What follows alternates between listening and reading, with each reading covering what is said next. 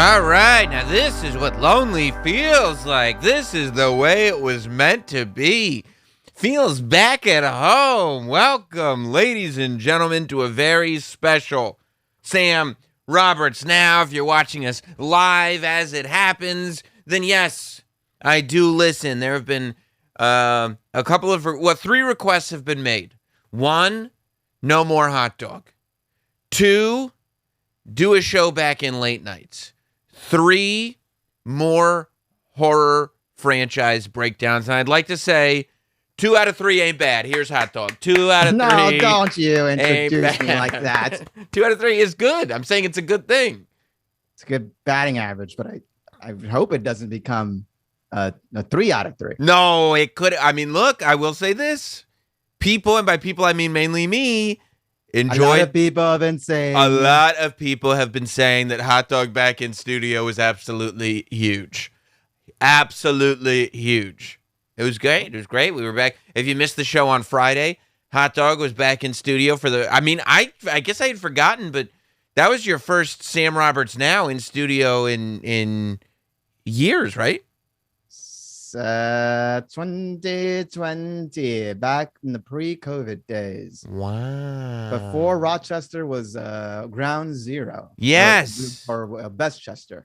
Not Rochester. You don't live in Rochester. Rochester would be a tremendous drive from Harlem. But Westchester a little more manageable. But look. Yeah. We're here. I see you've got a knit cap on. Are we getting rid of the kid and play? The kid and play is gone, but it's been replaced with something much worse. All right. Well, look. Prepared. There's only so much horror that we can fit into tonight's show. So what I want you to do is promise the lonely faithful. We have the loneliest audience on the internet.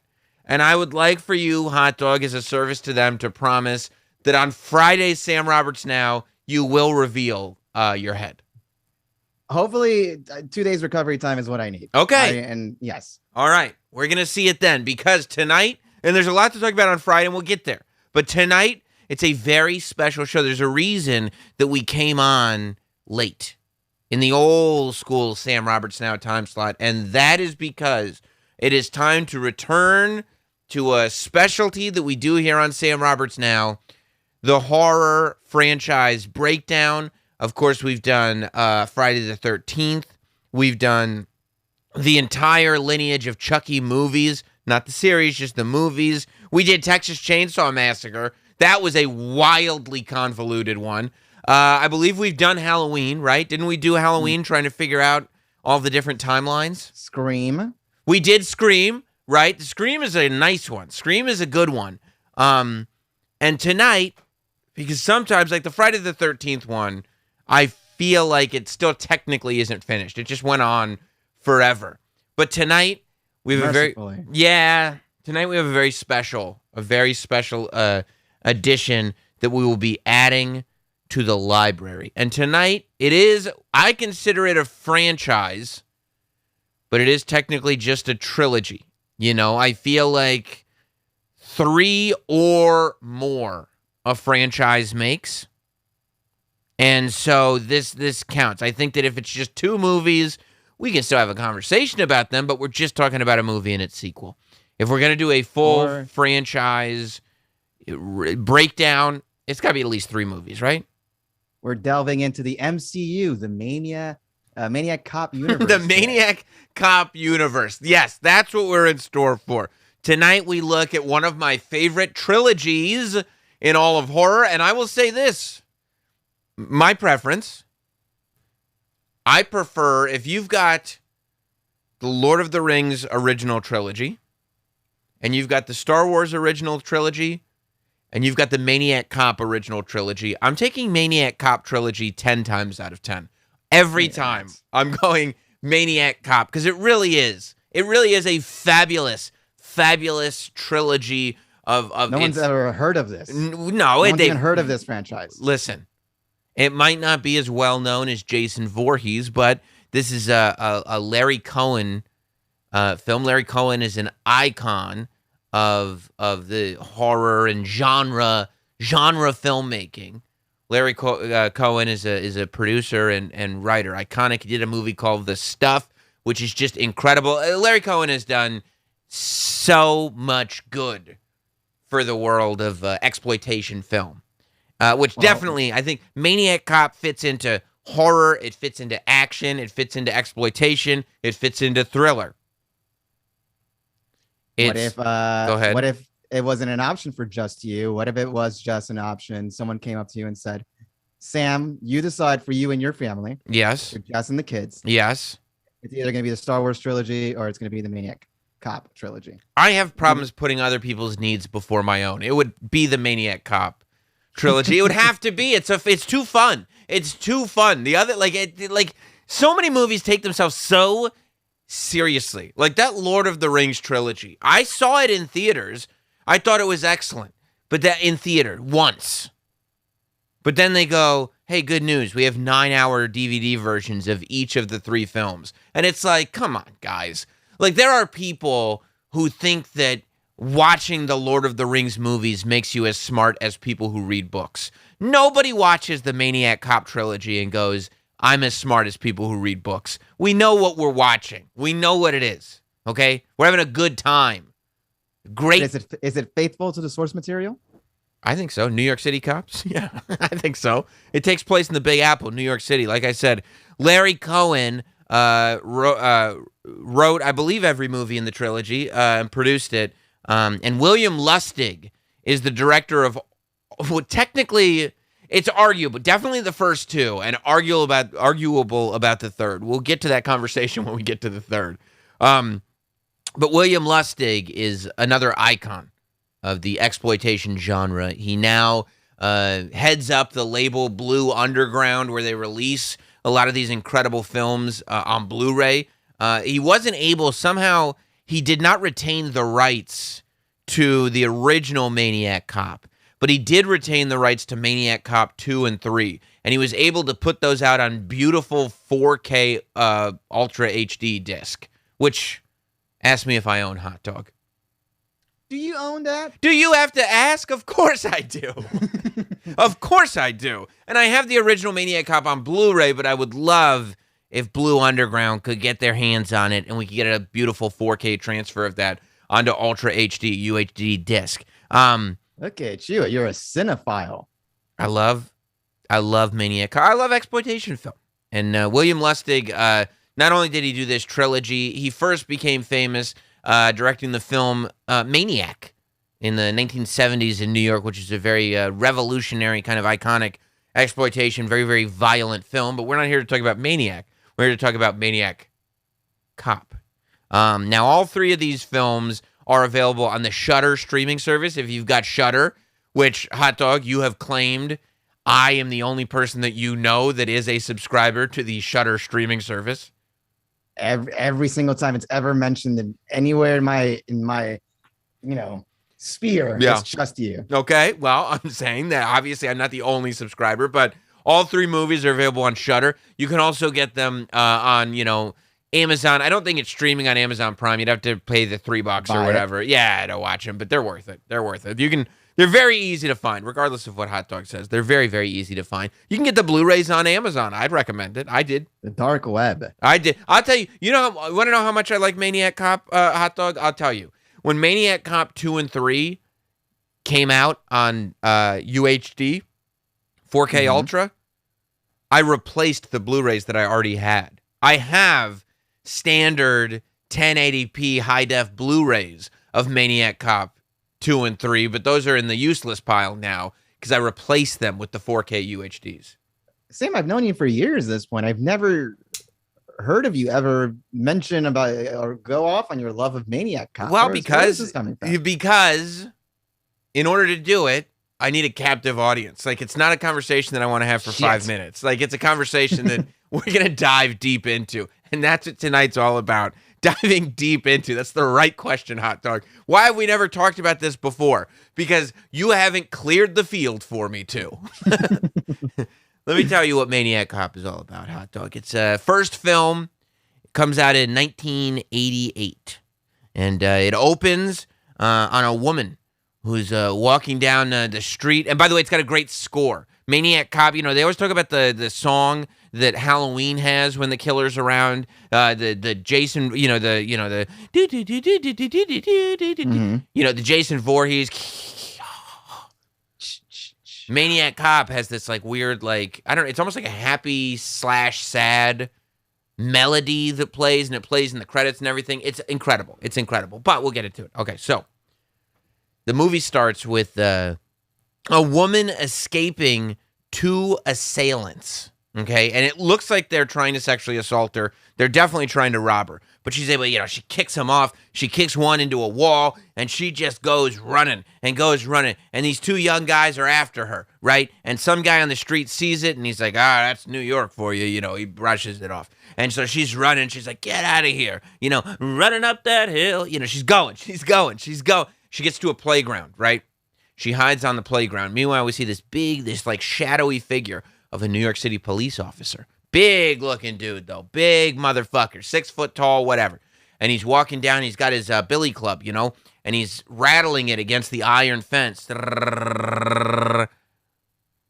all of a sudden, as this woman is hiding on the playground, and the guys that were assaulting her, they know she's there. And so they're on the playground going, come out, come on, honey. We ain't going to hurt you. We ain't going to hurt you. Yeah. I mean, this is Warriors, New York City. This is the late 80s. I mean, this is, New York City hasn't been as dangerous as it was in the late 80s since it is right now. So the cop that we're seeing, this big, giant, shadowy cop, shows up on the playground. And the assailants are like, holy shit. And the woman runs, and she runs smack into him. And she goes, oh, thank God. I'm so glad that you're here. And you know what the cop does? Picks her up with his bare hands off the ground and chokes her and kills her to death. Kills the woman. Slam! The woman. Not the criminals. The victim. Maybe he was mistaken. But no, he's a police officer. He's not going to be mistaken. He killed the innocent victim. And then we see the next morning. The next morning, this woman is found. She's dead. She got, marks on her neck from where this, horrible choking happened and everything.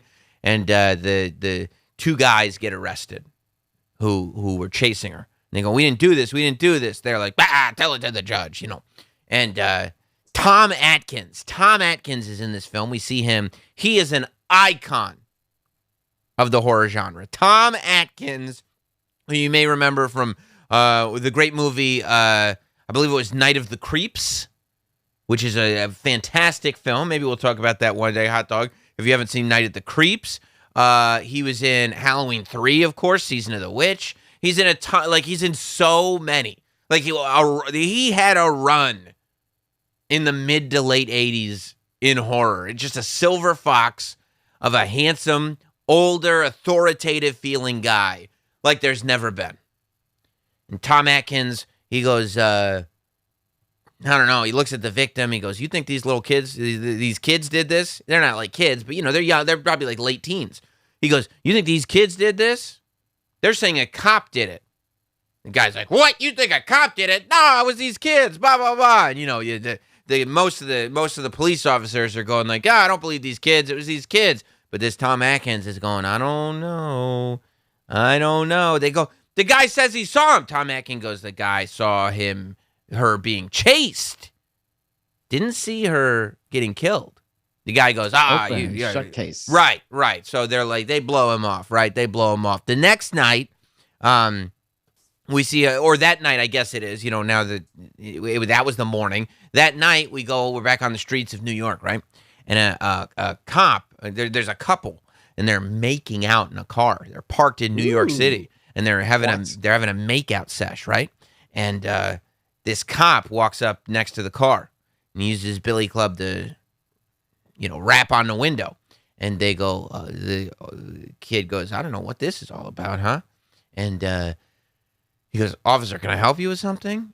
And the officer just motions for him to get out of the car. So he gets out of the car and he walks to the front of the car so the girl can see him through the windshield. And wouldn't you know what the officer does? He opens up his billy club where you find out it's a knife inside the billy club. It's a knife, slashes the guy's throat. Then, as if to add insult to injury, picks the guy up with one hand and flings him right into the windshield. The woman, I mean, imagine being this lady. The woman starts panicking. She's like, what? My bloodied boyfriend is now just a body in a shattered windshield. And the cop starts walking towards her. She panics. She takes off. She's out of here. She drives off. The body falls off the car. It's terrible. It's terrible. Tough on crime. It's what we need. Oh, yeah. Next, what happens next? We see a guy walking out of his building, Police officer goes up to him. He goes, can I help you? And he starts attacking him. The guy gets away. The guy's running away. He's trying to push the buttons. Help me on the apartment building. All the ringers. Yeah, and they're like, get out of here. Yeah, this is New York, buddy. Get out of here. I'm trying to sleep here. I'm sleeping here. Exactly. So the guy's running, and what does he do? He trips and falls right by where there's wet cement. Because if you know anything about the overnights in New York City, that's when they do their wet cement. And the cop comes behind him and shoves his face into the wet cement. And the next morning, we see a dead body, face first in cement, with a couple of cops just looking down at him, and some guys with jackhammers trying to jackhammer him out of the cement. Because unfortunately now, all that work of putting down new sidewalk is going to have to be redone because Maniac Cop suffocated. All that work that was done at 2 a.m. Well, they probably did it at 11 p.m. and then went home, and then it was, and then it was there. Yeah. By the way, if you have a problem with the fact that it's that late and there's wet cement, I mean, this one's going to be a rough one for us to get through, hot dog. So Tom Atkins talks to the police commissioner, and wouldn't you know who the police commissioner is? Hello, Commissioner. It's Richard Roundtree, television's original Shaft. Yes, Richard Roundtree. I can dig it. Look at this cast already. Tom Atkins, Richard Roundtree, Larry Cohen, Bill Lustig. So, who's who of 1986? Come on. It doesn't get any better than this. So, the commissioner doesn't want to hear Tom Atkins nonsense. Tom Atkins is going, we got to look at what's going on with these cops. Richard Roundtree's like, this isn't my men. My men aren't doing this. We're not going to look into a cop investigation. So, Tom Atkins uses his charm and talks to one of the ladies that he knows that's a press agent. And he leaks to this woman what's really going on. There's a cop out here. There's a maniac cop that is on these streets, yes. And then it leads to New York being in utter chaos because what we see next is a woman who can't get her car started. Broad daylight now. And a cop walks up to the window. He's got the gloves on and everything. He uses that billy club and he rat-tat-tats on it. You know what the woman does? Runs. No, hell no. She takes a 9mm out of her purse and shoots the cop right in the face. Okay, well, that's taking a couple steps too far. And guess what? It was not the Maniac Cop. It was just a cop. She had just heard the radio report. So this report that Tom Atkins leaked is now panicking the people, and cops are getting shot because of him. So let's just put it this way. Tom Atkins is not the most popular guy at the police house. Okay? Sounds like Antifa. Exactly what it sounds like. Apparently, history repeats itself. So, we meet another cop. This is now the kind of young cop. Maniac Cop, or Maniac Cop. This one's not a Maniac Cop. No, this one's a fairly sensible cop. You know who plays Sensible cop. That's right. He's a sensible cop. He was. They were going to make the movie about him, but it just sensible cop didn't have the same ring to it. You know who plays this cop? This is the cop. This is our hero. This is who we're going to be following now. Tom Atkins is kind of the brains behind it, but this is our this is like our Bruce Willis in Die Hard. This is our guy. You know who plays him? Bruce Willis? No, not Bruce Willis. I wouldn't call him the Bruce Willis in Die Hard if it was just Bruce Willis. That'd be a terrible reference. No, but it is a Bruce. It's Bruce Campbell from The Evil Dead. Bruce Campbell. Richard Roundtree, Tom Atkins, Bruce Campbell. Bruce is a cop, and we meet him. His marriage is falling apart, unfortunately, hot dog. His marriage is falling apart. He and his wife have been through therapy, but it really looks like this thing is ending. She is very codependent. I mean, to the point where he can barely walk around his house without her going like. It's because he's married to the job. God damn it. Well, that's what he's trying to say. I'm a cop, you idiot. I'm a cop, you idiot. Right? Also starring. He's putting his uniform on and trying to get out. Like, I got a shift, dude. I got a shift. And she's like, don't go. And he's like, how am I not going to go? I'm an on-duty officer. What are you, nuts? So he leaves. He leaves the apartment, but she's got a bad feeling. So she follows him. She takes a gun, because this is 80s New York. Everybody's got a gun. She takes a gun, puts it in her pocket, and she follows him, right? He walks down one block. She follows him down the block. She walks down another block, follows him down that block. The third block, by the time he gets to the end of it, he goes into a seedy motel. Ooh. He gets a key from the front desk and goes into a room in the seedy motel.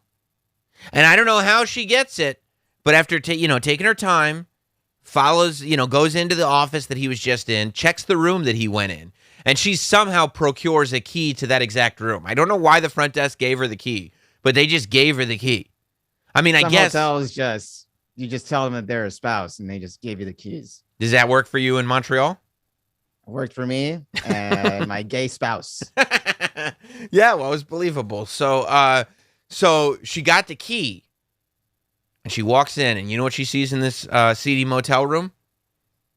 Maniac Cop. Nope.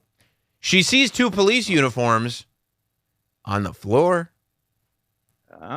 She walks in. Her husband's already fucking. He's been gone. Already fucking. Her husband's been gone. I mean, it took him 3 minutes to take off his entire uniform and get naked in bed with one of his, with a lady cop. It's a lady cop. Yes, it's a man cop and a lady cop, and they're in bed together. And he goes, I was going to tell you, honey, this wasn't how I wanted you to find out. And she pulls out the piece. She pulls out the gun. She's ready to shoot both of them. And the woman's like, oh, I feel so bad for this. I feel really bad. And Bruce Campbell's over here going like, look, things are not good anyway. But so she goes, you know what? Screw this. I'm out of here. And she leaves, okay? And on her way out, you know who she finds? The Maniac Cop. Nailed it that time. You nailed it that time. I got it. I was bound to be right eventually. Yeah, Maniac Cop grabs the wife of Bruce Campbell on her way out of the motel and just kills the shit out of her. Just really kills her good. Like, kills her to death in a big way. Yeah, fatality. Like Goro fatality. Because the next morning, and he doesn't, he probably either stays at whatever motel room he's in. He stayed at the seedy hotel. Bruce Campbell didn't follow his wife outside of the seedy Hell hotel. no. He's late night in New York City. Nope. He stayed with his lady cop. He stayed with. Yeah. He's like, we came here to do some fucking. We're gonna do that fucking. Yeah. No. He went right back. He went right back to fucking. Yeah. No. Well, I guess I already paid for the hotel. I mean, what am I gonna do? Just leave? He's like, well, my wife. I'm not going to go home to the apartment tonight. My wife's pissed, and I'll sleep on the couch. I kind of thought we were going to do some fucking. So, yeah, no, he decides not. I'm leaving with something. Yeah, that's what he said. I'm from the hood. I'm leaving with something. That's what he says. Now, unfortunately, this is a bad decision. In the moment, I could see where he would think it was a good decision. But it's a bad decision not just because it really shows an unscrupulous character, but... I mean, theoretically, you go home with your wife just so you can have the talk. The marriage is over anyway. You're going to have time to chill with your lady cop, for a lot of time after this. Like, that marriage is done. You could fuck her after, you have your little talk the next day. Yeah, no, but he doesn't want to. He wants to do it right now. So, the next morning, the maid finds Bruce Campbell's wife all hacked up to bitch, just dead as a doornail.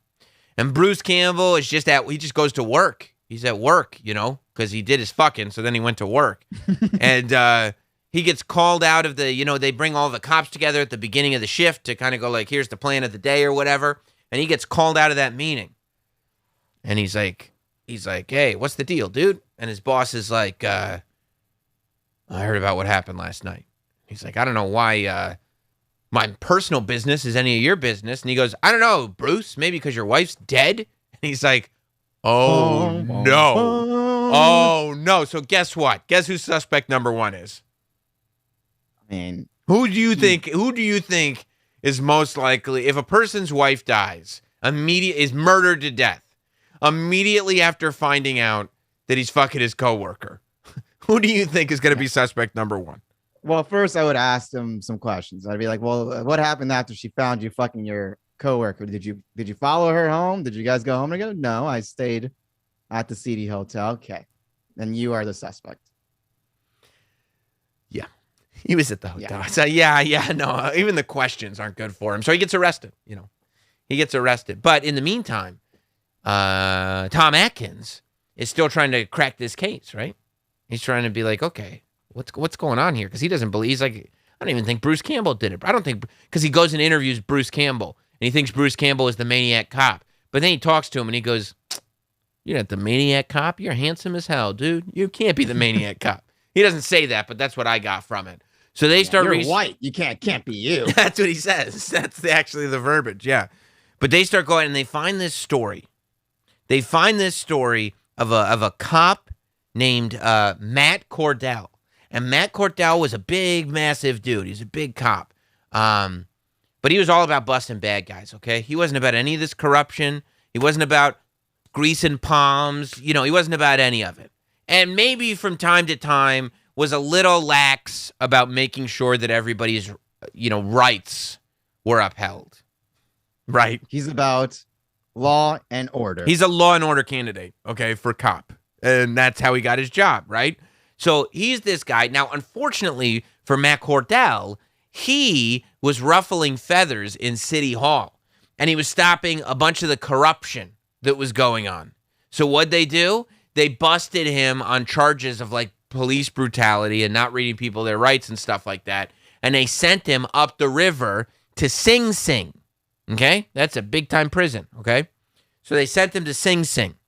And we see it all play out. We see a flashback, and the judge is banging the gavel. Ba, ba, ba, ba, ba. Order! No, he's not saying order. He just, for some reason, he keeps hitting the gavel. I don't know. But he goes to Sing Sing, and once he's there, they have it organized that old Matt Cordell is going to get his ass shanked up good in the shower because they don't want him talking, So he does end up getting murdered at Sing Sing. And he gets his face all slashed up and scarred up like they stab him. He has a good fight. There's a naked fight with this Matt Cordell in the flashback. We see him because you shower naked. And so when they went to go attack him, he was naked. So he does a naked fight with these guys. The other guys aren't naked, but he is. And he slams one of them into the shower. He has a good defense because he's a big guy, big naked guy. But one of the guys stabs him right in the kidney. And he goes, whoa, that stings. And then they start, wailing on him and stabbing him a whole bunch of times and cutting up his face and everything. It's a bad scene. So that was the end of Billy Cordell. But Matt Cordell. It should be Billy Cordell. Matt Cordell. MC. What else is MC? That was the end of MC, but we go okay, there's got to be something else going on. We find out that he didn't die. Matt Cordell did not die. We find out that he had a cop girlfriend who is also codependent. Kind of makes me think that either Larry Cohen or William Lustig had some kind of problem with a codependent girlfriend because these women. Yeah, this cop is also codependent. She actually filed for his body. His body was signed away in the morgue to her. And she kind of carted him out after that, and she's been feeding him stuff. He lives at the dock. He lives in the docks. He sleeps in the docks in his uniform. We see him at one point sleeping. How long? How question? How long was he considered dead before the girlfriend got the body? Not long. Not long. No, the girlfriend got the body within a day, pretty quick. But he was considered dead. Well, here's the thing. Okay, so is this a zombie? Is he a zombie? Well, that's a good question. In this movie, is he a zombie? I'll tell you. So, we find out that all this is happening. We find out that Matt Cordell might still be alive and everything, and while these conversations are happening, and we realize that Matt is trying to get his revenge on the police and the whole system, and that's why he's framing this police officer to have killed this woman. The reason he killed the wife is so he could frame Bruce Campbell. He knew Bruce Campbell was going to be in jail. That was the whole point to begin with. So what does he do? He goes into the police station while Bruce Campbell is there, talking to Tom Atkins. Tom Atkins goes and visits him, brings Bruce Campbell's cop lady girlfriend with him, who he was doing the fucking with when his wife died. You follow me? Nice. Okay. Yeah, you follow me. And so he tells Bruce Campbell all this stuff. This is what's going down. And then he goes, you know what? I'm going to let my cop friend over here fill you in on the other details. And he leaves the room so Bruce can make out with this cop lady who he was fucking when his wife got murdered. Because that's a normal thing, right? When Tom Atkins gets out of the room, he realizes that the Maniac Cop showed up to the police station and just killed 17 police officers. Jesus! Just killed 17. everybody. Oh, he's got a shotgun. He's throwing people. He could throw a man with one hand. Like, he's crazy This strong. this is a highly secure area that has tons of. They're loaded up. Killing everybody. Like crazy. Well, he's got a lot of guns too, and he's super strong, and also somewhat bulletproof. That will do it. He's somewhat bulletproof. Yeah. So he's fucking everybody up. He's killing everybody. His girlfriend that was, for the codependent girlfriend, he kills her. Because he's like, well, now that they found out, I don't need you. Like, they found out that you've been informing me, so fuck off. Like, you're dead for sure. And then you know what he does to poor Tom Atkins? What? Throws him out a window into a car. He kills him. He kills Tom Atkins. Tom Atkins is dead. So then what happens? He really is a maniac. What happens? The cops show up. There's now 19 police officers dead, including the girlfriend and Tom Atkins. No witnesses. You know who's alive? Oh, no. They go, you gotta be fucking kidding me, Bruce Campbell. Did you just kill 19 police officers? He goes, no. And they're like, you definitely did. He goes, no, I didn't. I was in here with her. And she goes, I can vouch for him. And they go, oh, aren't you the one that he was fucking? And she goes, yeah, I mean, that's totally besides the point. So they don't believe him. So he's got to escape. So he escapes. He's able to escape while all the commotion and dying and stuff is going on. And they go to Sing Sing. And a woman and his girlfriend goes, you are the most wanted man in America. They think that you killed at least 19 cops. You want to walk into a prison? He's like, we got to get the answer. And they're like, all right. No, that's a good point, too. His girlfriend. It's his girlfriend now officially. Yeah, I think they're they're trauma bonded. You know, like how people can become trauma bonded. Like when Joe Biden's son married his brother's widow after his brother. Like, remember Joe Biden's one son dies and then Hunter married the dead son's wife. Yeah, they're trauma bonded. You know what I mean? And so now they were like, remember we were fucking when that one lady, my wife, got killed. Now we're trauma bonded, so they're living through that right now. And they go to Sing Sing. Now Tom Atkins had an appointment already at Sing Sing, so he just gives him, hey, I'm Tom Atkins. I mean, these are their actor names, these aren't their character names, but that's how I know them. And so he goes, hey, I'm Tom Atkins from Halloween 3, and they're like, oh yeah, I see you right here on the register. Bro. Come on in, big fan. And that's when they find out from the coroner at Sing Sing that he signed out Matt Cordell's body to this woman when he was technically still alive, but he was pretty much brain dead. And that he did it because he's a cop and he wanted to do right. He wanted the woman, okay, maybe if he's going to die anyway, let him die with her instead of having him die here. What he didn't realize is I still think he's brain dead, but he's a maniac cop now. You know what I mean? Like, he's not brain dead, but severely brain damaged. He doesn't talk, and he's got a very scarred up face. I mean, if I thought he was a sensible cop, I obviously wouldn't have done that. But. Right. So, and they go like, yo, you did this. This is your fault. And he's like, you need to get out of my office right now. And by the way, happy St. Patrick's Day. And I go, that's weird that he would just mention St. Patrick's Day. But that's because the next scene we flash to the St. Patrick's Day parade. So you're like, oh, okay. All right. I'm glad that that guy at the corner let me know it was St. Patrick's Day. Shoehorn in that transition. Yeah. So the woman, the cop lady, she goes up to the office and she goes to Shaft and she goes, hey, Shaft. And she goes, he goes, shut your mouth. And she's like, I'm just talking about Shaft. And he goes, all right, then I can dig it. So she goes, hey, he's ready to turn himself in.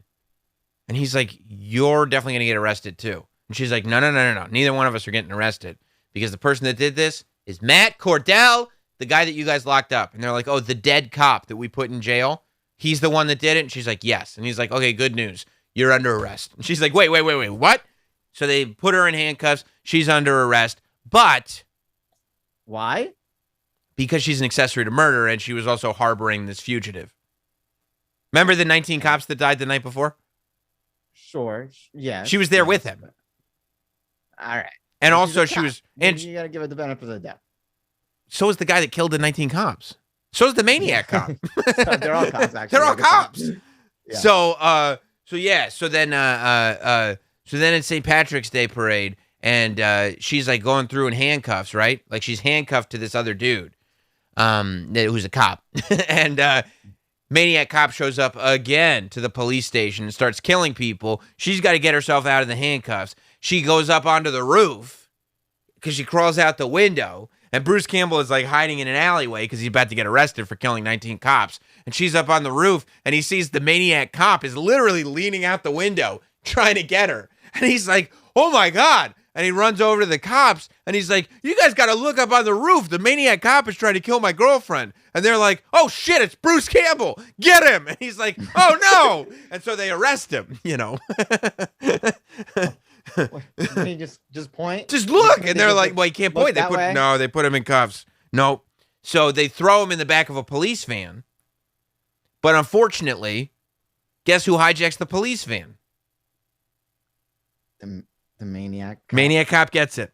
Maniac Cop gets it. Maniac Cop gets the police van and starts driving Bruce. And they have like an insane police chase. And the girl jumps in the car and they chase after the Maniac Cop and they go to like a warehouse near the docks, right? And of course. Yeah, because that's Maniac Cop's home and he gets ready to like kill Bruce Campbell. But then another cop shows up. He kills that. Maniac Cop goes, fuck all this noise. And they're fighting, they're trying to kill each other, whatever. Maniac Cop just gets in the van and drives, right? And he ends up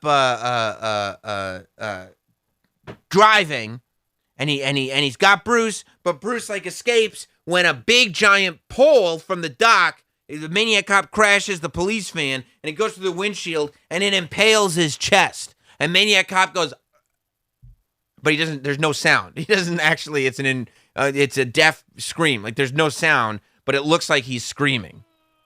Yeah, exactly like that. Yeah. And then a car goes crashing into the water, and Maniac Cop is done. They go, you know what, Bruce Campbell, you were right. Sorry. It was that Maniac Cop that was doing all that shit, not you. Bruce Campbell goes, no harm, no foul. We're all good. They pull the van up from the ocean. No Maniac Cop inside anymore. And the final shot of the movie is it pans down into the water where the dock is, and you just see a hand raise from the water and touch the dock. And that's it. And then we go to credits. And we get the awesome score. So many times. Since Maniac Cop. Since Maniac Cop? Since Maniac Cop. 1988, Maniac Cop. You did get your final scare. So that's Maniac Cop 1. I'll say one bad apple spoils the bunch. That's what they say. You can't get the one Maniac Cop out the force. Aren't they all Maniac Cops? Wow, that's the question, right? Maniac Cop, you have the right to remain silent forever. Look at that. How do you not rent that tape in Blockbuster? And by the way, when you put that tape in, because you're like, this is probably going to be awesome, turns out you were right. It's awesome. What'd you think? How does it sound to you?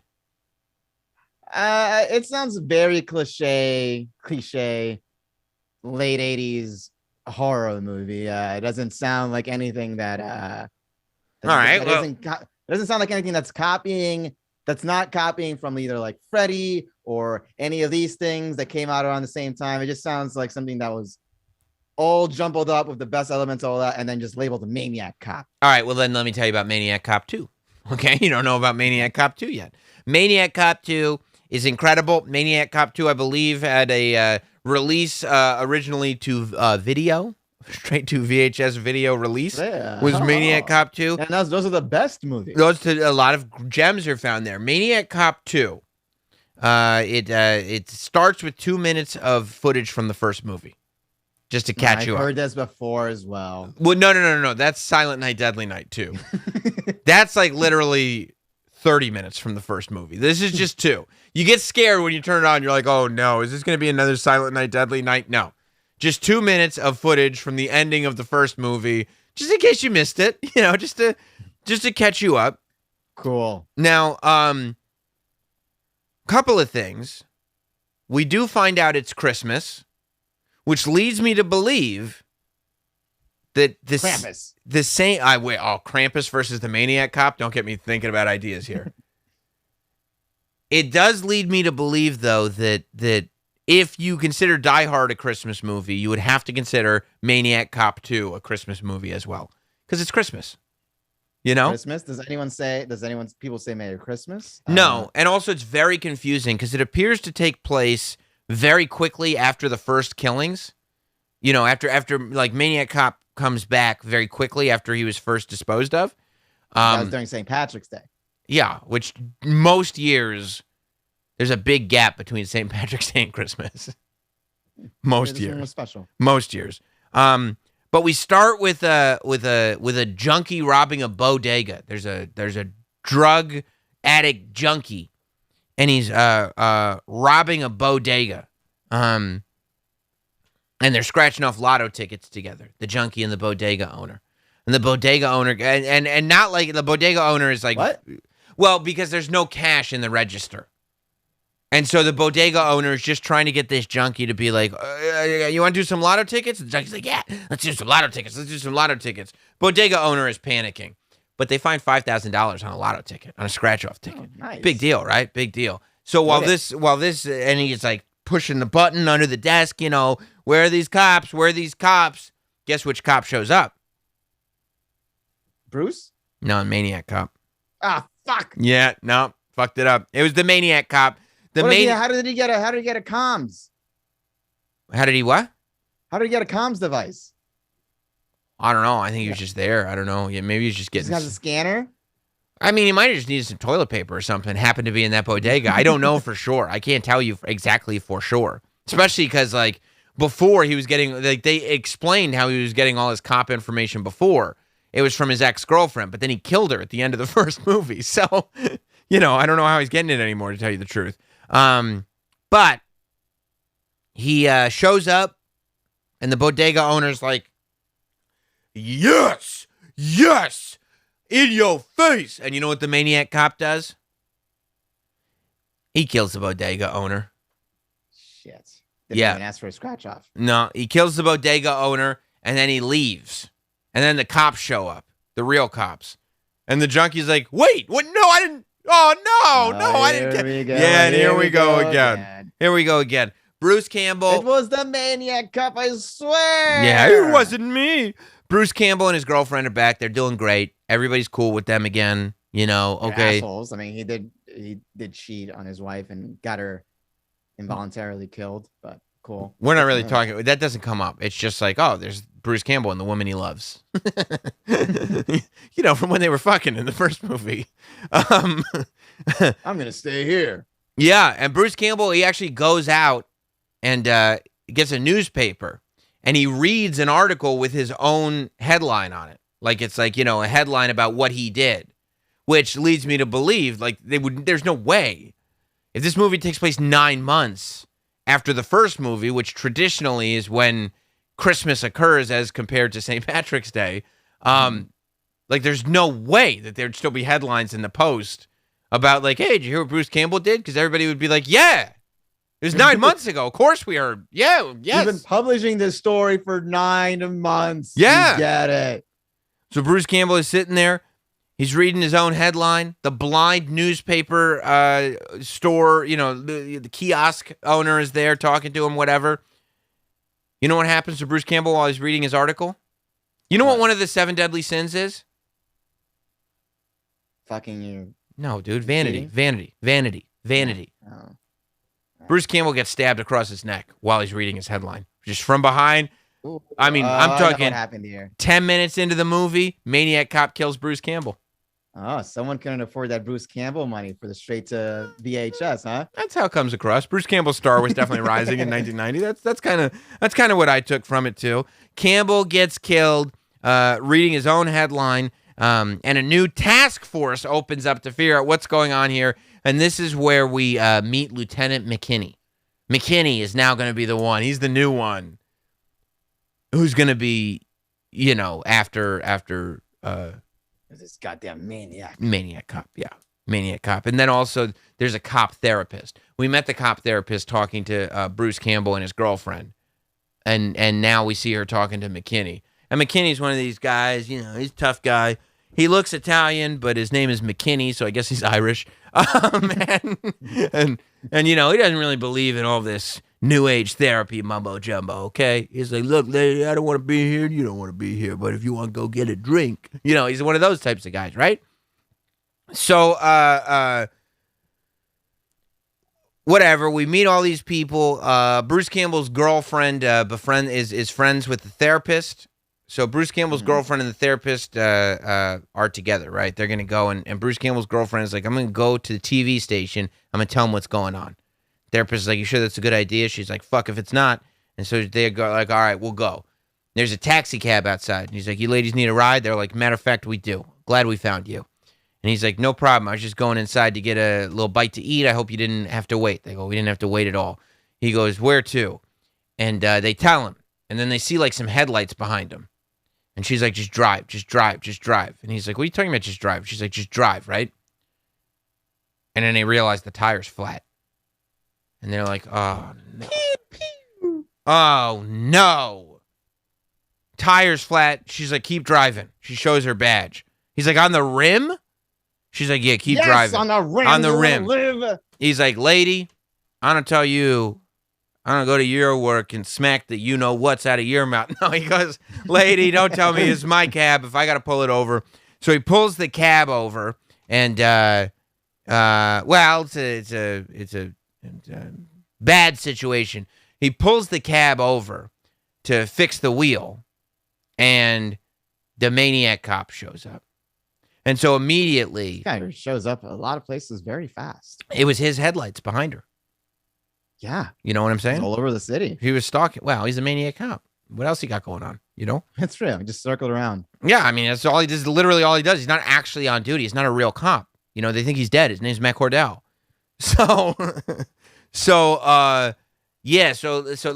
me see if I can get this string of events right. Right. Okay, so they see the Maniac Cop is coming.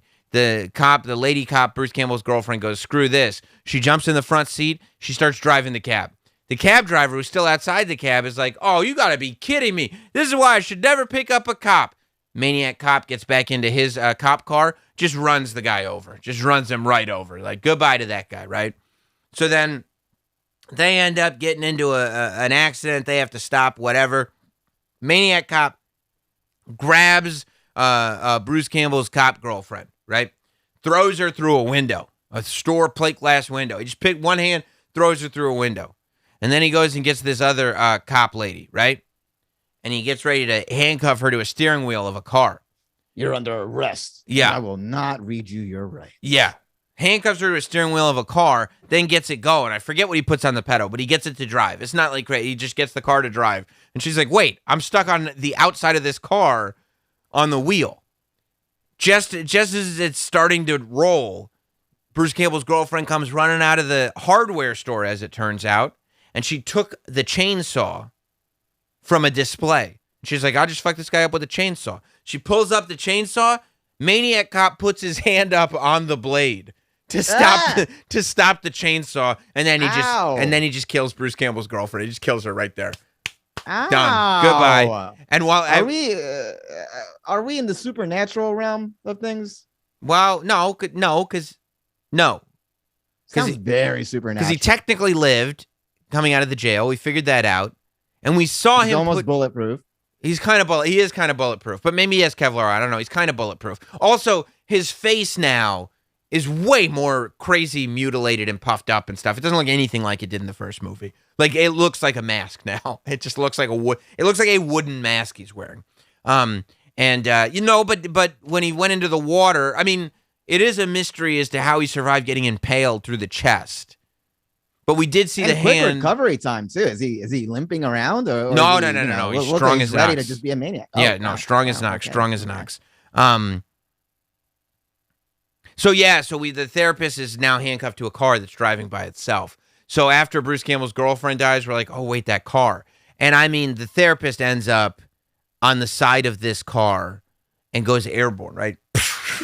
And she's just riding on the side of it, on the outside of it, stuck to the wheel, like, this sucks. And it lands and it just keeps driving. This car chase, it's not even a chase because nobody's chasing it, but this drive with her on the side of it trying to not get killed, I mean, goes on for minutes. It's really a long time that she's on the outside of this car riding it. And then I think, like, finally she gets herself in the car and then the car crashes. And she survives it. Cool. Okay, so she's okay. Car crashes after a very strenuous 2-3 minutes of. Yeah, it's a couple minutes strong. Yeah. Okay. So she makes it. So she's good to go. Oh, cool. She's good to go. Right. So next we realize that at the same time that there's the Maniac Cop out here, there's a serial killer that is killing strippers in New York City. Prostitutes and strippers, you know. So the police commissioner that's not Shaft anymore, it's a different guy. He goes on... same guy or different actor? No. Different actor, different guy, different ethnicity, different everything. He's a white guy now. Okay, but when did he get voted in? That's a great question. Sometime between the really quick vacation between St. Patrick's Day and Christmas. That's an incredible question. He's on TV trying to just make everybody think about, the stripper killer. And she shows up to the TV to be like, and she's now like, her arm's in a sling. She's all fucked up from the car crash. But she goes right from the car crash to the TV studio. And she goes, nope, Matt Cordell, the Maniac Cop, is out there. And he's like, I don't know what this crazy lady's talking about. She's a therapist. That was like 2 days ago. Exactly. That was St. Patrick's Day. That was last week. So while all this is going on, we see that TV, and then it's actually playing in this strip club where we see the serial killer. And he's at the strip club. And he's offering one of the dancers $20, whatever, blah, blah, blah. He ends up following the dancer home. He gets into her apartment. She calls 911, but it's too late. He breaks through the window. He gets her. The cops are on the way. They're racing up the stairs. Maniac Cop bursts into the room. And she's like, what the fuck's he doing here? Well, she goes, oh, thank God. You know what Maniac Cop does? Bitch, I'm gonna kill you. He kills the stripper. Yes, he does. Yes, he does kill the stripper. Yes. Ain't no thank God in here, bitch. He kills the stripper and he befriends the serial killer. The serial killer goes, oh, man, I know who you are, man. I know who you are. I saw you on the TV, man. I know who you are. And the serial killer guides him back to his apartment. And then the Maniac Cop and the serial killer become roommates. They play Uno. They get an autograph. And then the serial killer is kind of like asking, like, hey, man, what happened to you? What made you like this? Are you that guy? Aren't you that Matt Cordell guy? And then the Maniac Cop starts to have flashbacks of when he got killed in Sing Sing, Remember that naked fight I was telling you about? Mm-hmm. They did it again. It's the same footage. Dicks out. Yeah, but they just decide to replay that footage, right? Do they do this flashing? Yeah. and then so fade into that same flashback package from the first movie.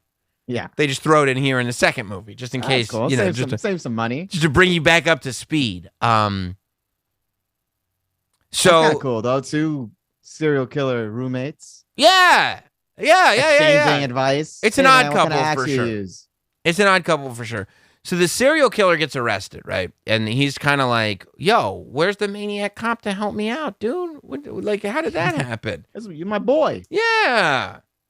And but we realized that it was all just a ruse again, because the maniac cop once again breaks in to the police station, kills a ton of officers, oh man, and frees the hostages that are in the holding cell. Not the hostages, the prisoners? The prisoners. No, he frees the prisoners in the holding cell, and then they take the therapist hostage. Remember the therapist that got handcuffed to the side of the car?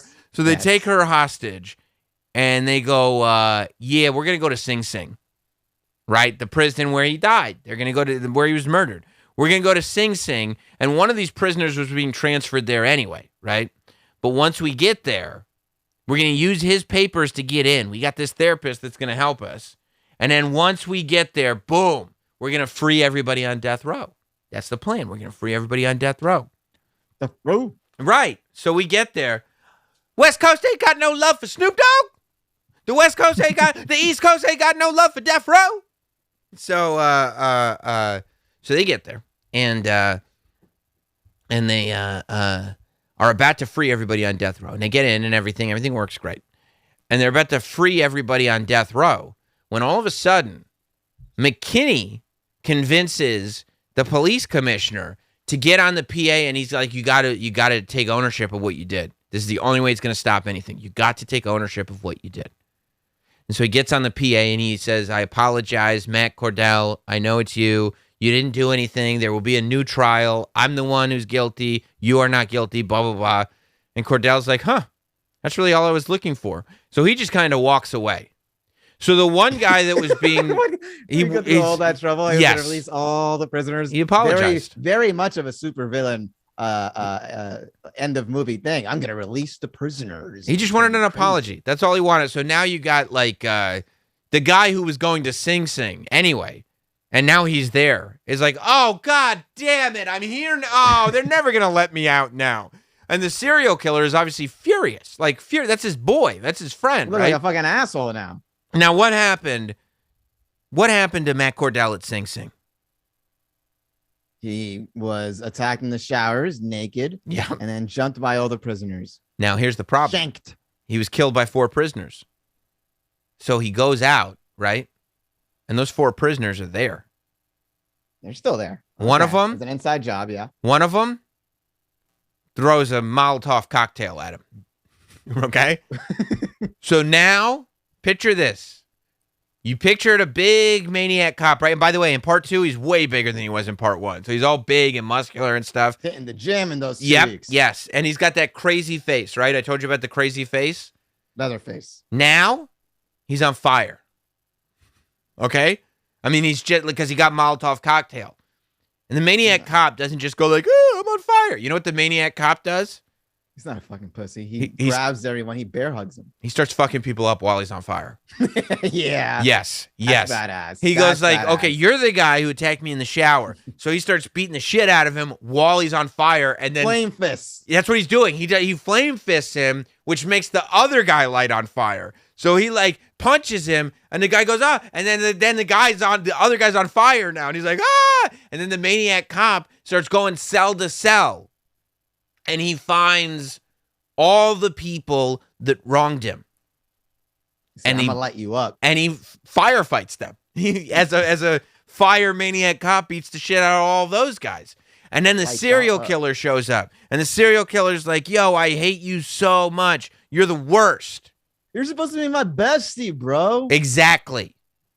And then he attacks him. They end up getting into a fight with each other. Obviously, they're both on fire now. They go through the wall, because don't forget, Maniac Cop is super strong. So they go through the wall of Sing Sing, but they're way up high. And that's how they die. Both of them. You just see the Matt Cordell and the serial killer, both on fire, falling from a high floor of Sing Sing, crashing to the ground. No. Cement. They're dead. They're dead. And so at the end of this thing, McKinney and the therapist are the heroes. And they're like, we figured it out. And they're laying Matt Cordell to rest. Finally, he can rest in peace. The coffin is getting lowered. There's an American flag on it and everything. Everything's good, right? A hero. And killed dozens and dozens and dozens. That's in that you can't blame him for the in-between part. You know what I mean? Like, that was on you. Yeah. Because, you didn't apologize earlier. You didn't say sorry. Boom. I'm sorry. Boom. So he throws his badge down, Cordell's badge on top of the coffin. And McKinney and the therapist walk away. And then they scan into the coffin. And you see that badge. I'm getting ready for it. And you know what? And just then, boom! Hand breaks through the coffin, breaks through the roof of the coffin, and just grabs the badge and pulls it down. And that's where Maniac Cop2... Is that Undertaker in your house? Yes, buried alive. Yes. Yeah, buried alive in your house. And boom. And there you have it.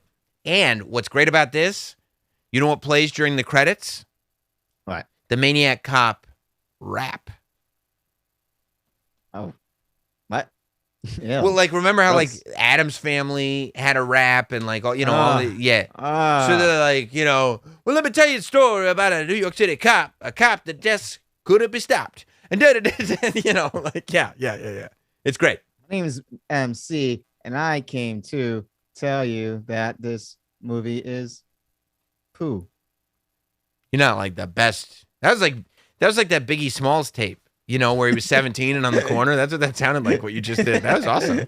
That is awesome. Thank you. So that brings us, that's Maniac Cop 2. 1990 is when that came out. Yes. 1993. To VHS. The story is not over.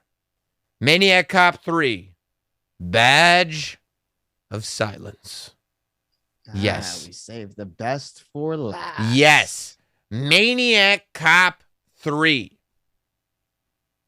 Badge of Silence. So takes place 2 days later, and it's the summer of 1994. Well, it's funny you should ask.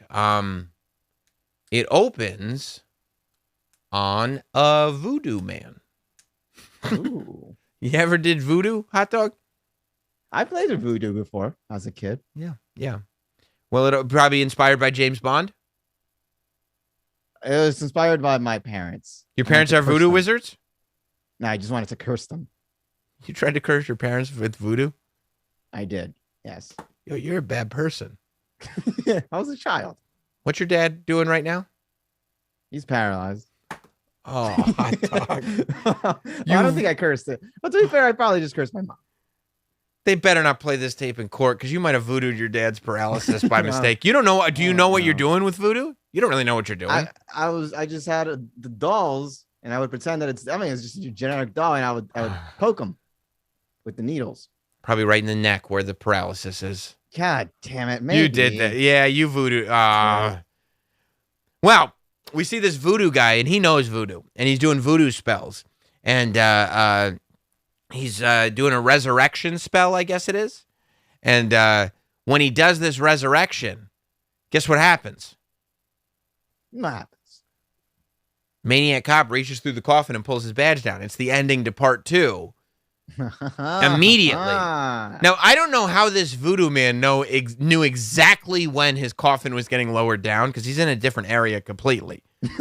He just knew, like, because the dirt's not poured on yet, nothing. It's literally... He saw it on the IG Live. It's the minute that McKinney and the therapist walked away. I mean, it's voodoo, bro. Like, that's a good point. That's actually a great point. You just got to give them the benefit of the doubt. They have these powers. So this is where we're getting into supernatural because now he is a resurrected voodoo corpse. Okay. Maniac Cop. For sure. This time he is a resurrected voodoo corpse. Because the second one was kind of questionable. Now, this is another, of course, Larry Cohen film, but Bill Lustig was the director of Maniac Cop and Maniac Cop 2. Apparently, 50 minutes of the film was directed by William Lustig. And then he walked off the set and said, "Fuck this. I don't want to have anything to do with this movie." And so the credited director, I believe, for this movie is Alan Smithee. Alan Smithee is a name that Hollywood used to put on movies when the director didn't want their name associated with it. It was like an industry joke that if you saw Alan Smithee directed this film, you would know that whoever actually directed it did not want credit for it because they were like, I don't want my name anywhere near this piece of shit. That's funny. Yes. So the director of this movie credited is Alan Smithee. That's funny. Yes. So this movie starts with Jackie Earle Haley, who's an actor who's been in a bunch of stuff, and he's robbing a bodega. Again. Yeah. Well, there's a lot of bodegas in New York. They get robbed. He's robbing a bodega, and he shoots a cop. There are cops coming in. He's shooting a cop, right? So this lady cop comes in that's really got a lot of gusto or whatever, Gusto. A lot of gusto. And she comes in through the ceiling. Like she goes in on the roof and comes in through the ceiling. And she's like, "I got your ass now." And then the robber, Jackie Earle Haley, is holding the pharmacist by the neck. And this guy's a drug guy. He loves drugs, right? But he's holding the pharmacist. He's got a gun to her head. He's like, "I'll kill her. I'm invincible." He's like Charlie Manson almost. And so she ends up getting through and shooting the robber, right? Then the person that she was trying to save, the hostage, goes, "Oh, you killed him, you bitch." And she takes out a gun and she shoots the cop. You find out they were all in it together. The hostage was in on it. That was her boyfriend. That's why she's a pharmacist, Okay, so now she shoots the cop, and as the cop is going down, the cop shoots the woman.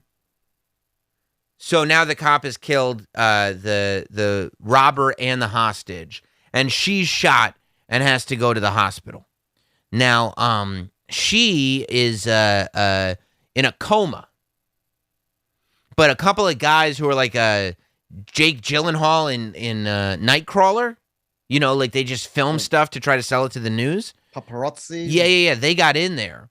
And they filmed it, but they cut the tape so that it looked like this cop just shot the robber and the hostage just because she's just a cop. She likes to do that stuff.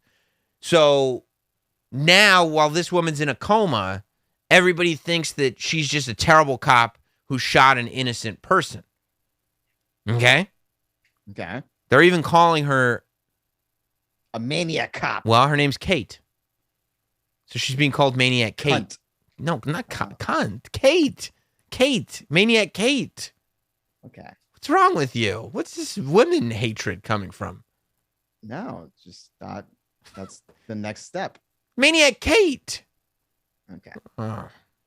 Well, yeah. So they're setting her up as a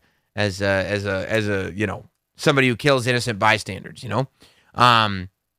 We find out that the voodoo guy, McKinney, he goes to talk to the voodoo guy.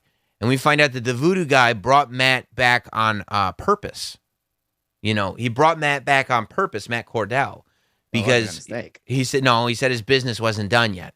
And they go, "What do you mean his business?" And you know what they play? A flashback to Sing Sing.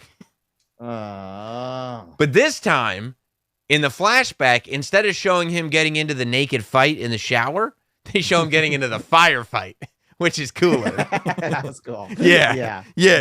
So it's awesome. We're gonna want to double dip on this footage. Yeah. Then we find out that like Kate had like illegal weapons, and she was kind of like what's his name was Matt. What's Maniac Cop's name? Matt Cardona. Yeah, Zack Ryder. WWE's Zack Ryder. Matt Cordell was the Maniac Cop's name. Kind of like Matt Cordell. Like, she sometimes took matters into her own hands, but it was always just to preserve law, order, and justice, okay? Lieutenant McKinney is there. He's on Kate's side.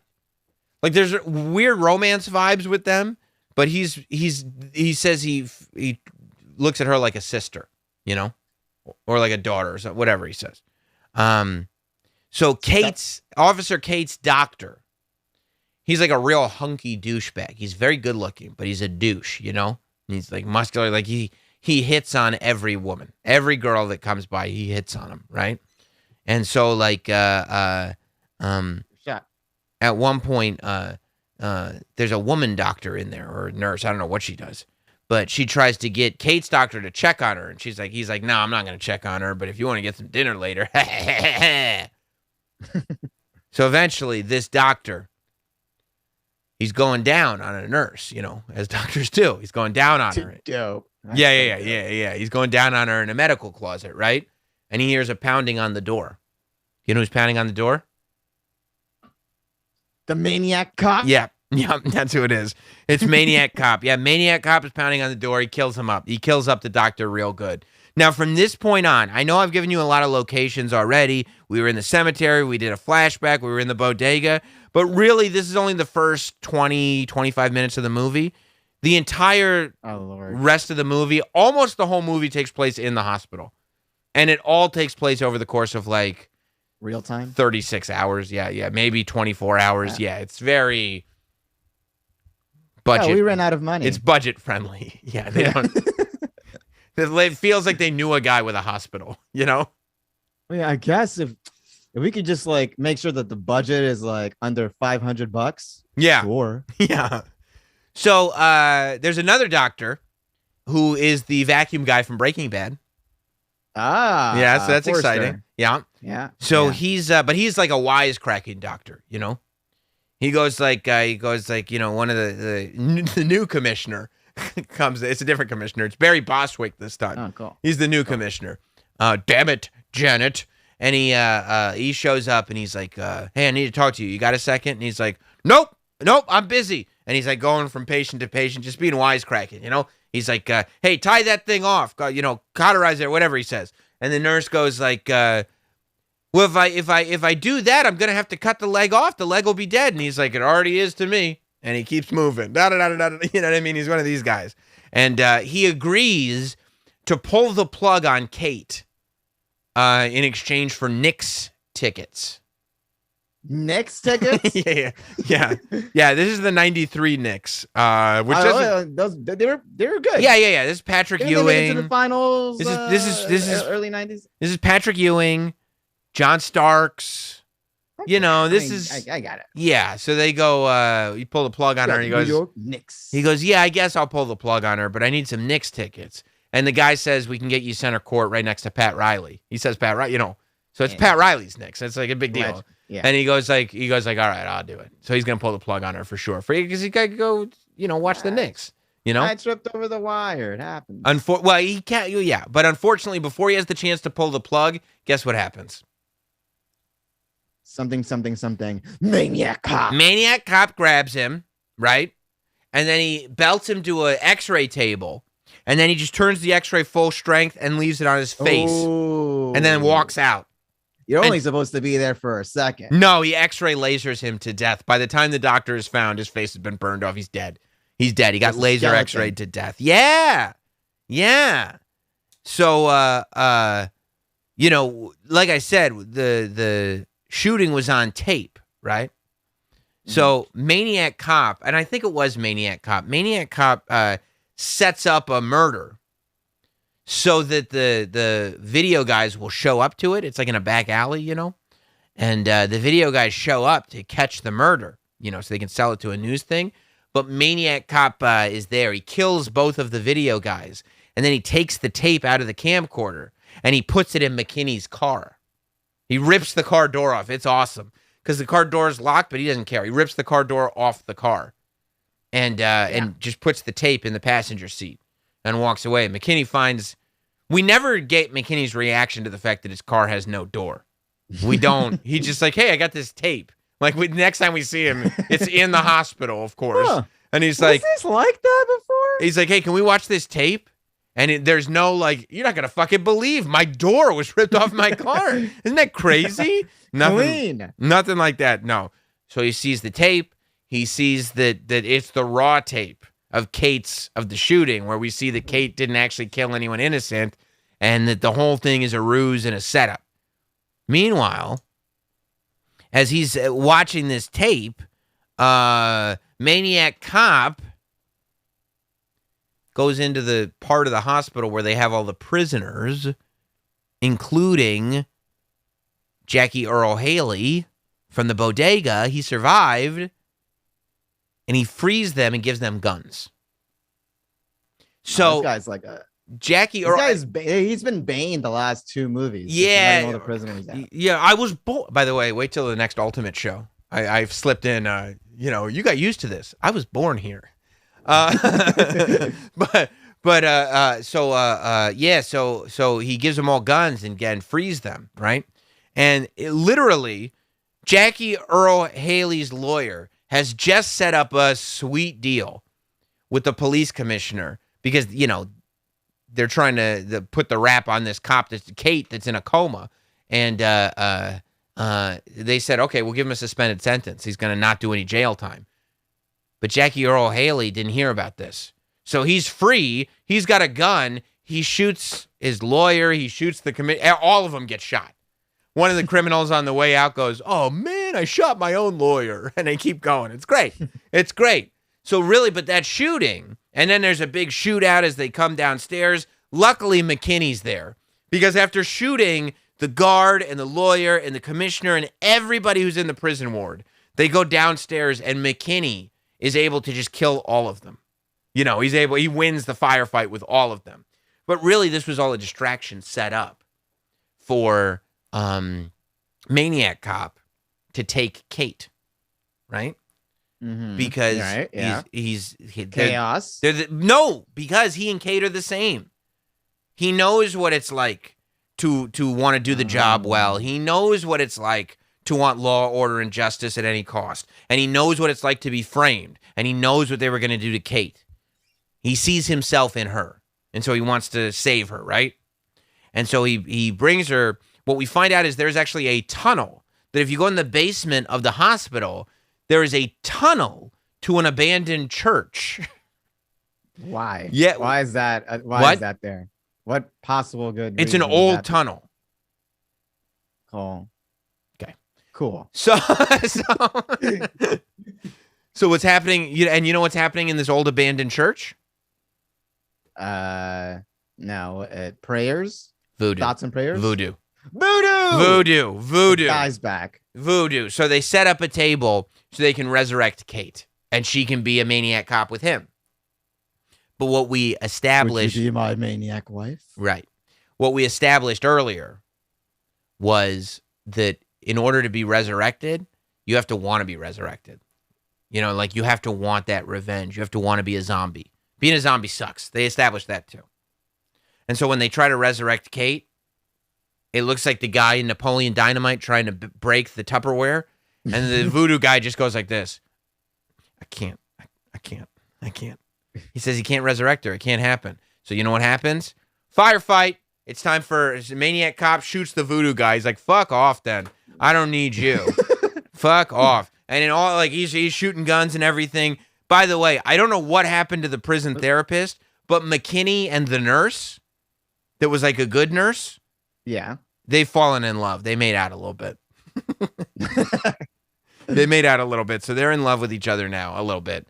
And Maniac Cop in all the commotion. Do you remember what I said? So now Kate's not coming back to life, right? She's dead. No, she doesn't want to. She doesn't have the will. No.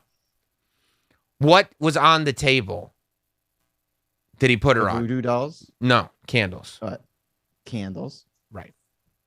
Guess what happens in all the commotion? Someone gets lit up. Maniac Cop lights himself up again. So now Maniac Cop is on fire again. He's like chasing people and everything. But luckily this time, McKinney and the doctor or nurse or whoever she is, they escape while the church burns down and they get away in the ambulance and all is good. And until a cop car pulls up next to the ambulance. And guess who's driving the cop car? The Maniac Cop. And guess what he is? Still on fire. So he's driving the car and he's on fire while he's driving the car. And I mean, this car chase is, again, it's minutes. And he's on fire the whole time. I'm used to this. Yeah. The back seat is all on fire. He himself is on fire as he's driving. Wheels probably melting off. It's so hot. But he keeps like driving like right next to the car, like right next to the ambulance, trying to like smash it and stuff. And he's reaching his arm into the ambulance, but his arm is on fire as he's reaching it into the ambulance. And they're like, no, and whatever. This flaming car chase just lasts forever. There's no door on Maniac Cop's cop car. And so while he's driving, like in order to get cars out of the way, he's got one flaming hand on the wheel, and his other flaming hand, he literally shoves cars. Like he pushes cars with his hand, and the cars go spinning in another direction. This is so ridiculous. And then eventually, while they're going, McKinney goes, aha, and he sees an O2 tank in the back of the ambulance, right? So he throws the O2 tank into the Maniac Cop's police car.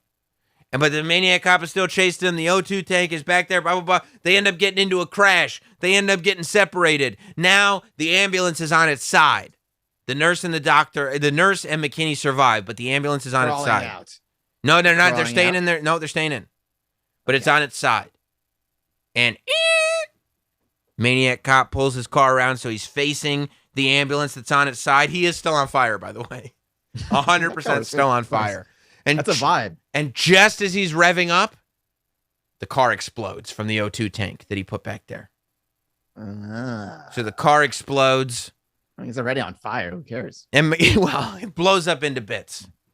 And McKinney and the nurse or doctor, whoever she is, they have this feeling of satisfaction, and they walk out. And McKinney takes a cigarette and he puts it in his mouth. And then he takes Maniac Cop's flaming arm and he lights his cigarette with it, and he puts the arm down. And then they walk off feeling good. And at the end of the movie, there is just a completely skinny skeleton, charred corpse that burned to a crisp. That is pushed into the the death office, or you know what I'm saying? Yes, the coroner's office. Yes. Yeah. Yes. In the coroner's office, and it's pushed next to another stretcher that's got a sheet over it. This one doesn't have a sheet over it yet, and I'm ready for him to sit up. I'm ready for him to do some weird CGI skeleton dance. I'm ready to do something.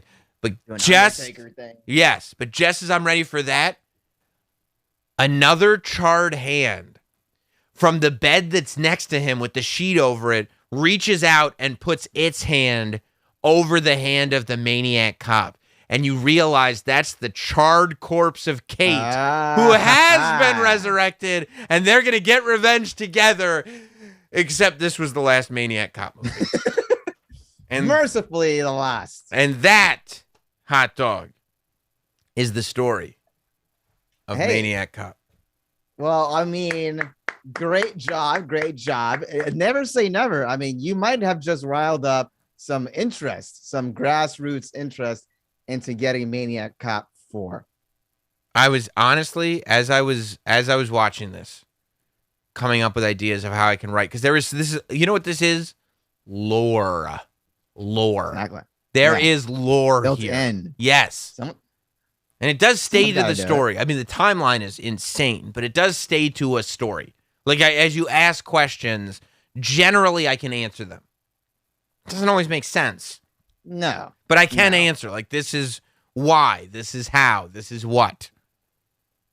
And you said you had the 1080p Blu-ray. Of all three. Yes. And then I replaced 2 and 3 when they came out with the UHDs. And you would pick this over Star Wars. Or Lord of the Rings. Or Lord. Every time. Every time. Every it's kind of... kind of sounded like it was a B movie I'm kind not. of rip off of everything It's else not that's a been rip going off. on. I've never seen a cop on fire driving a car trying to kill people in an ambulance. Never. I've never seen that before. 2 different movies. He ended with fighting people while he was on fire. All right, I got an idea for you. Something unheard of. Okay. How about like a maniac firefighter That feels like you're being condescending. or a maniac doctor? No, you're being condescending. Unheard of. You're being ridiculous. No, You're being what? ridiculous. What you're saying. Why? No. What you're saying doesn't make any sense. I mean, this is it. This is the one. Okay. Well, it sounded like Jason every single time when the R comes out. Sounded like there was a lot of what's that rewinds or flashbacks that were taken from that other movie with the Christmas stuff. It sounded like a lot of elements were taken there. Silent Night, Deadly. You know, the flashback is something that's been done in film for a very long time. Or I just mean like saving money because we obviously don't have a budget for this. So let's just take 2 or 3 minutes and then just replay it from the last movie. I don't think it had anything to do with budget. I think it was a choice made with integrity. Artistic. Okay. Yeah. I think so. Yeah. All right, guys, look. If you want to super chat in. You want to participate in the show tonight, you got some comments to make about Maniac Cop, let me know. Super chat in and tell me what you think. Grim Reaper, happy late lonely Wednesday. Sammy and Hot Doge. Come on, man. Pinky Schultz, Sammy Squirrel Nuts. Hey, boys. Never left. Saying. That's what's up. Appreciate you, Pinky Schultz. Six Crow, I worked at a video store for 11 years. And we used to get killer swag. When Maniac Cop came out, you got a leather jacket if you got a 10-pack. Our cheap owner only sprung for the 3-pack to get the sunglasses. Then again, I mean, can you imagine eating 10 copies of the film Maniac Cop? Do you think there's ever been a video store that was like that with you? That I would be like, we have like more copies of Maniac. Do you know how much I wish you could still be like a guy who ran a video store? Like, what a business. I would 100% own a video store right now. All the money would go into a video store if that were still a possibility.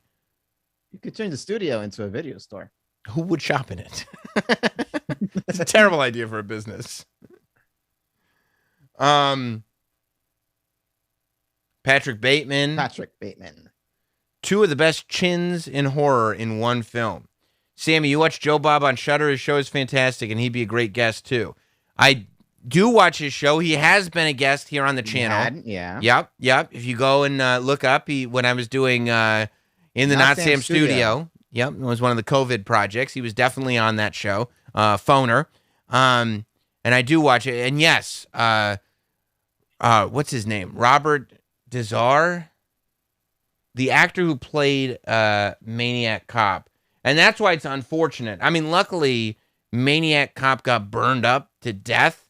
So you could, I guess, use a new actor. But yeah, Robert Zadar played Maniac Cop. And if you look at him, he had this like really massive face. Oh wow, yeah, I just looked him up. Right, so he's like fucking face. Yeah, so he's like perfect for this. I'm seeing if there's a. I mean, it just says he has an easily recognizable look, but I think it's probably a little more than that. It's bloated. Yeah, I think there was like a medical condition behind it. I just don't know what it was. Yeah, but he died in 2015, unfortunately. Didn't even get to see COVID. God Didn't bless. get to see Maniac Cop 4. You think we should write it? I think you can get the money up on Patreon. I think Kickstarter. We've earned about $30 in super chats. I think we got enough money for Maniac Cop 4. Yeah. Ass Reaper, Sam, you need to do a Slumber Party Massacre breakdown. Oh, that's a franchise. I would do that too. That would be fun. Slumber Party Massacre. Never heard of it. Oh, Slumber Party Massacre would be it would be a tough one to get through, but it would be worth doing. It would be fun. Boy. Not Sam Miguel. Are you still a chocolate chip muffin guy? It's stupid. Like, yeah, I eat a chocolate chip muffin from time to time, but I don't define You're a myself. chocolate chip muffin guy? Yeah, no, that wouldn't be how I define myself. Like, here's the thing. Hashtag. Not everything is a connection. You know what I mean? Like, not every single little thing we're not connecting. So you're not team chocolate chip muffin. There's no team. There have been mornings where I've gotten a chocolate chip muffin. If I need a little sugar boost, if I need some carbs in the stomach, if I need, you know what I mean? But like, that's not, what does that mean? What does that mean? I might have to re-listen to that. Nah, I'm just asking if you're a chocolate chip muffin guy. Big J21, thank you for the sticker. Jeffrey Blake, thank you for the contribution. Not Sam Miguel. Today's the anniversary of Opie fired. Any thoughts? You know, you would Not Sam Miguel was literally in a coma during COVID. You'd think he'd come out of that with like a new life, you know what I mean? Like a new lease on life. Like, oh, I got to stop all this dumb shit. I got to stop being a troll. Can you imagine going through a coma, a near-death experience coma, and coming out and you're still trolling? Let me tell you something about Not Sam Miguel. He's a real one. He is a real one, okay? A lot of people will claim being a troll. A lot of people... No. This guy came out of a coma, and the minute he's healthy enough to type, his family worried for his life. Did you know that, Hot Dog? Yes. For his life. And the minute he's back and healthy, he's like, yo, what about Opie being fired? What a son of a bitch troll. Opie's killing it on YouTube right now. All right? Nice. God bless. God bless. Satoichi's Cane Sword says, Sammy, don't share the screen, muffins. Well, maybe maybe we'll get Hot Dog back in studio. You know, we will have another Sam Roberts Now coming up this Friday at our usual time, 6 p.m. Eastern. We got another SmackDown Lowdown going on Friday night, so we got to be out on time. On time. Because Daddy's got to get that paper so he can put the money towards Maniac Cop 4. Can I join you in studio? I wouldn't think that's a good idea. Oh. But I'll tell you what. You talking about this studio or Stanford studio? That's not Sam's studio. Oh, yeah. You could do that. You could do that. Yeah. I thought you were trying to, like, you get into Titan Towers. And I was like, I don't think they're ready for Hot Dog. Yeah. Who's that guy in the corner? Just watching. That's my guy. Let him be.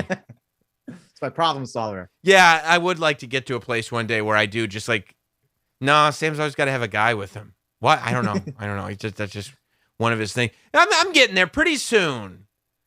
Pretty soon it'll be like, yeah, no. I mean, if you want Sam, he's got to have a guy. And I'm going to tell you right now, Hot Dog, you are the guy. Yeah. You know that. You're the guy. I could be very obnoxious if you like. Like I could have a Coke ready for you during breaks. And then I just like automatically go to the table and I replace it with the old Coke, throw it in there. And maybe I could have a towel over my shoulder and I pat you down during breaks. See, here's the problem. Like, Hot Dog is actually secretly skilled. So he makes a good living at his job, which I can't match that.